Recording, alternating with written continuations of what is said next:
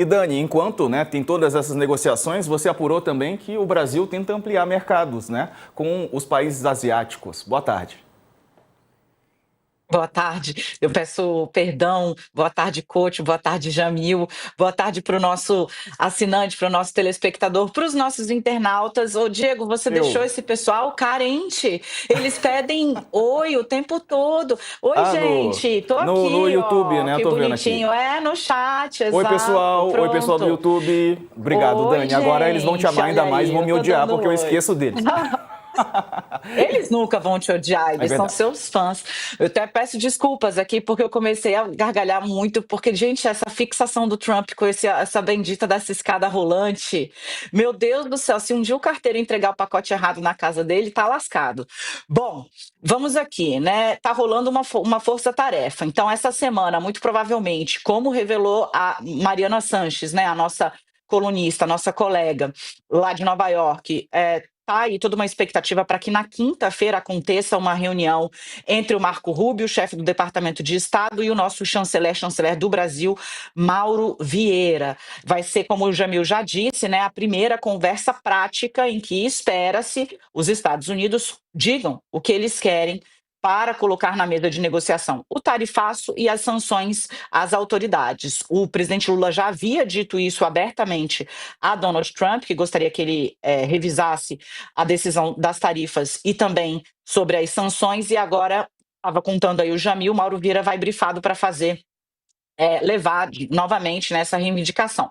Só que nos próximos 15 dias, enquanto o Brasil vai fazer de novo, né, uma primeira conversa entre Rubio e o chanceler Mauro Vieira, não espera a diplomacia que eles saiam de lá já com uma decisão tomada, né?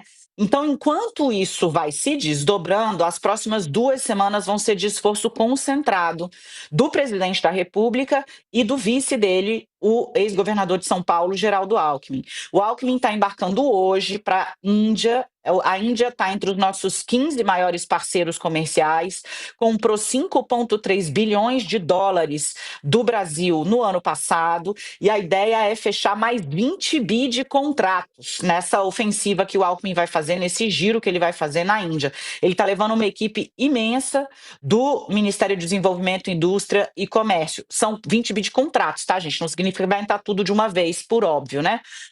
Mas vai ter esse esforço para ampliar as relações comerciais com a Índia, e na outra semana, ou seja, Alckmin faz isso essa semana, na última semana, você tem o próprio Luiz Inácio Lula da Silva desembarcando para fazer 2 visitas importantes ali na Ásia também. Trago aqui para vocês os países, né? Além de ir para a Malásia, onde vai participar como convidado da Asian, né, que é uma associação dos países asiáticos, né, eles convidaram vários países, inclusive Trump, e é por isso que tem uma expectativa que talvez role uma segunda conversa Lula-Trump mais alentada durante esse ato dessa associação, se o Trump for até a Malásia. Além disso, Lula vai à Indonésia.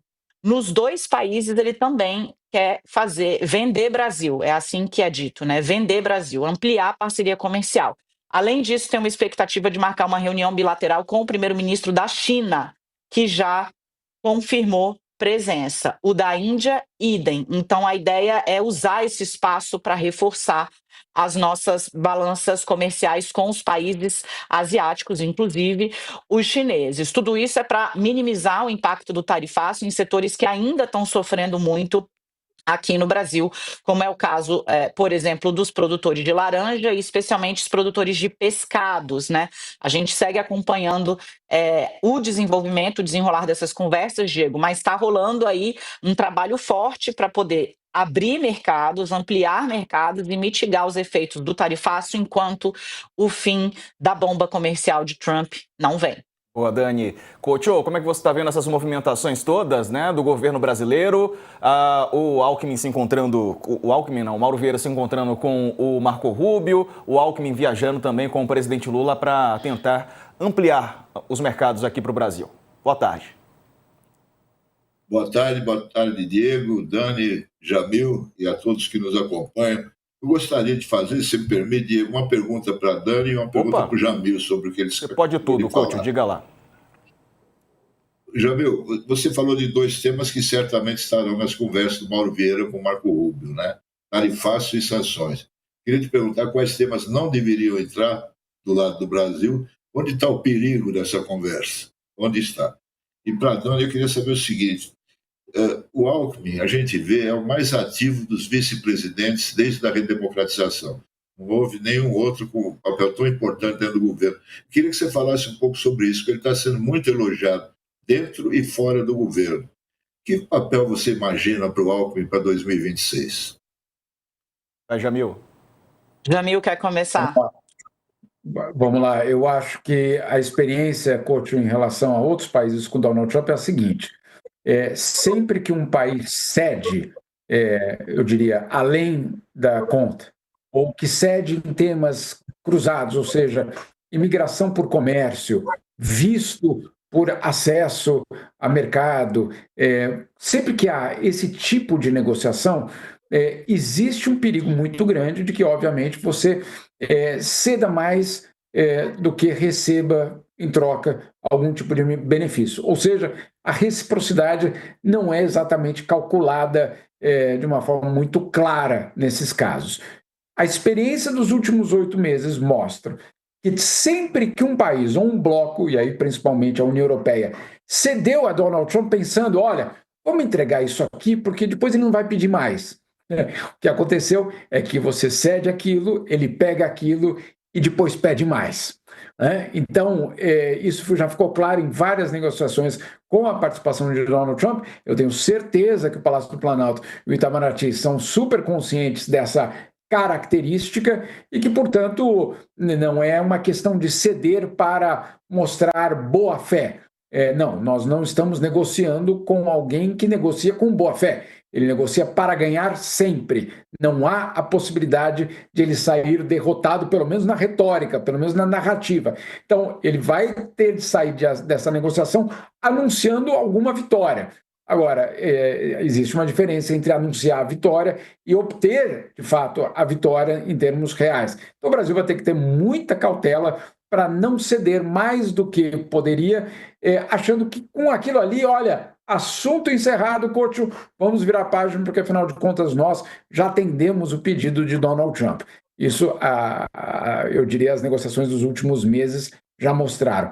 De resto, eu realmente acho que a posição do Brasil é muito clara, tão clara que o mundo inteiro fica repercutindo atualmente isso. Qual é a posição? Não negociamos democracia, não negociamos soberania. Essa parte está basicamente tão clara que jornais estrangeiros, políticos estrangeiros, vencedores do Prêmio Nobel de outras partes do mundo, inclusive, falam disso. Olha, no caso do Brasil, eles entenderam que não dá para ceder, nem no que se refere à soberania e nem sobre a democracia. E o Alckmin, Dani?